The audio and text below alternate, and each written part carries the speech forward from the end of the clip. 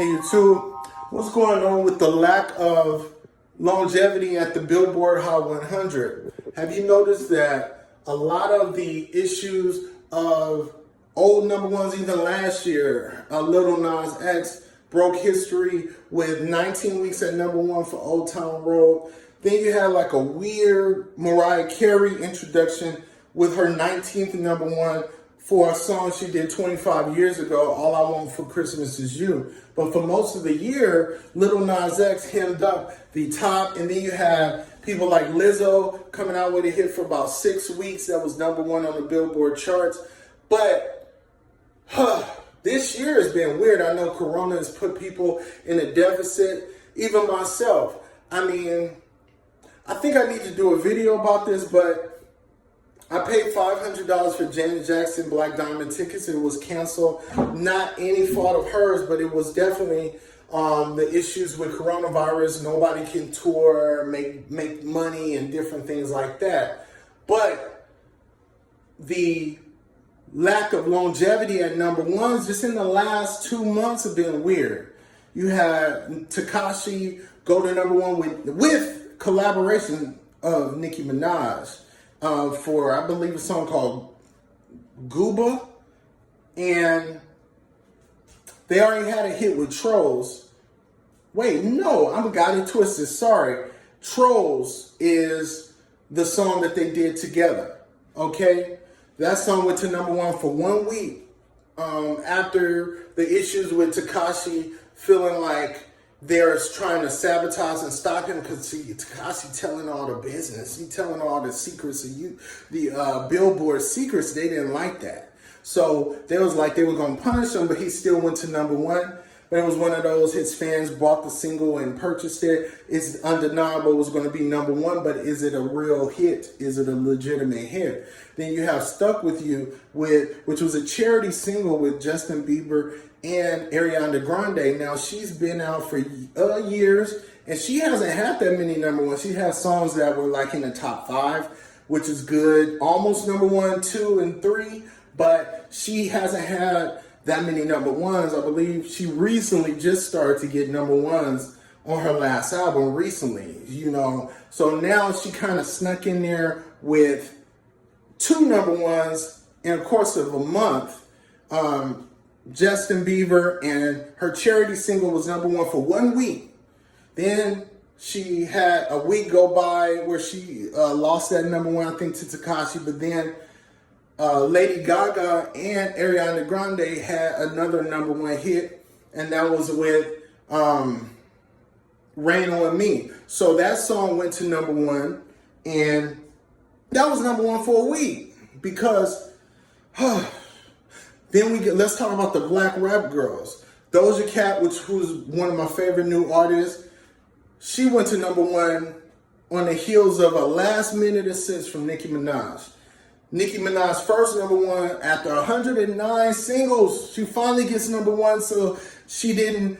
And then she got that number one with Tekashi for a week. So she haven't had her number ones on her own, but she got 2 number one hits now out the blue, and within a course of a month. Beyonce did an assist with Meg Thee Stallion. Meg Thee Stallion did hit number one the first week, and I believe the canceled Doja Cat, she's too talented for that to last. That affected the fact that people kind of rallied behind Megan. Like, well, let's get her to number one too because she deserves it. She doesn't do this and that. Maybe that's a reason. But what I'm noticing is these singles are not number one worthy in terms of longevity. They might hit the number one because the finite of numbers, but they're not number one like real number ones. The only real number one out of that mix that I've said is Doja Cat Say So Solo. Doja Cat Say So Solo was still one of my favorite songs of the whole year, and I'm not got tired of listening to it. Everybody else is microwave number ones, fast food number ones, whatever you call it. They're not able to stay past a week at number ones. What happened to the real hits with longevity?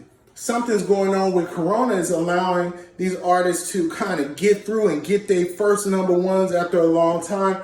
The longevity of the number one is not past a week, it seems, in the last 2 months. What's up with that? Like, what are they doing, and what is changing in the landscape where you could totally be number one and then jump down to 5 or 6 on the chart? How did that happen? So I definitely would like to know what's going on with Billboard, where we're getting these fast food microwave number ones, songs that weren't really worthy to be number one to begin with, because, you know, you could be number ones by the numbers, but I want my number one to be a real hit that worked its way up to the top and was able to stay there for a certain amount of time. Even 2 weeks is better than one. But when you're getting one week and then you're out, 1 week and then you're out, that makes it look like it's some shit going on in Billboard, where they're either using their muscle to make songs hit, and then with Tekashi kind of exposing them, making it seem like, which might not be factual, making it seem like his payola still going on, people buying singles. But that's the narrative that he put out there. I don't know if that's true, but they're denying that you could buy these singles. But payola is a word for a reason. Payola is a crime for a reason, because before it wasn't a crime, now it's a crime. It's a federal crime. So you let me know how you feel about these fast food number ones. Some of those songs I did like, but I don't like most of these songs that is hitting number one. I like the Meg Thee Stallion, I like Doja Cat, and then I was talking shit about Nicki's verse, but I like Nicki. After I listened to it, I went to the dentist or something that had time. I listened to the Nicki's verse, and they were fun, light, and they were like funny, you know. She was doing little character voices like her London accent. I like when Nicki is like doing that. Like, that reminds me of when I liked her in 2011. That's what I think she needs to get back to, is a character rapping that is very skillful and hard for other people to do. Like, she can rap with fake dialects that make sense and that are on point. So you let me know how you feel. Again, my name is Darrell, and I have a book out called The Brown Paper Bag Boys and the Colorism Experiment, available on all platforms online, Amazon, Barnes & Noble, etc. Go to my website, scareofthelight.com. The name of that is a match to my book series called Scare of the Light. It's like the black version of Harry Potter. It will be 7 books with ethnic, racially diverse characters and issues. But the first one is out now, and 2 and 3 will be out very soon. So you let me know, and remember to subscribe and like, and I will see you in the next video. Peace.